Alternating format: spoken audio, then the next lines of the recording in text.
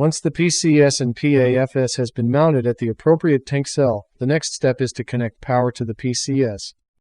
Firstly, make sure that the switch to the PCS is at power off.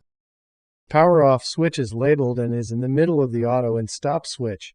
It is important to have the switch turned to power off when connecting 24-volt DC power to the PCS. Once the switch is turned to power off, the next step is to connect the backup battery into the control box located at the top left inside the PCS. The backup battery has been packaged in a small box and attached inside the PCS. Remove the packaging and you will see a battery similar to the one shown. Battery must be firmly secured onto the Velcro with the straps provided. Be very careful when attaching the battery onto the Velcro, making sure not to touch any of the wires.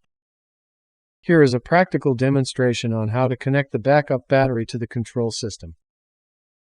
Hold the battery onto the Velcro with one hand and using the other hand, loop the strap around the battery and tighten. Once you have strapped the battery to the Velcro, be sure to give the battery a wiggle to make sure it is firmly secure. Otherwise, tighten the strap further. Next, locate the black and red leads in the control system. Carefully insert the red lead on the red-colored terminal and then insert the black lead on the black-colored terminal. While this is an easy step, if the leads are inserted the other way around, the fuse will blow on the control board. Contact Osmatech if this happens. Beeping the switch to power off, we now need to connect the mine site's 24-volt DC power to the PCS. Locate the M12 male power connector as shown in the photo. Locate a mating M12 female connector which should be stored in a plastic bag inside the PCS. Insert the site's 24-volt DC wires through the hole marked in the photo from the bottom plate of the PCS. Then unscrew the female connector and feed the black and brown wires through the hole shown in this picture and wire into appropriate terminals. With power now wired to the female connector, screw the female and male connectors together and tighten.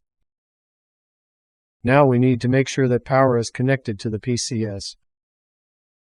Turn the switch on the PCS to stop as shown.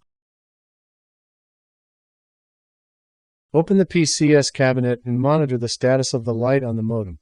You will notice a period of green flashes when the power is first turned on. After a minute or two, depending on the signal strength of the mobile network, you should notice a constant blue light on the modem. This means that the PCS has been successfully connected to the mobile network. If the modem does not establish a connection to the network, contact Osmatech as the SIM card may need to be reactivated to global roaming.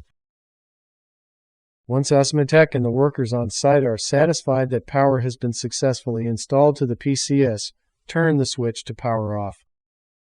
Once the switch has been turned to power off, we can now begin connecting airline from the main instrument air to the PAFS and PCS. Thank you.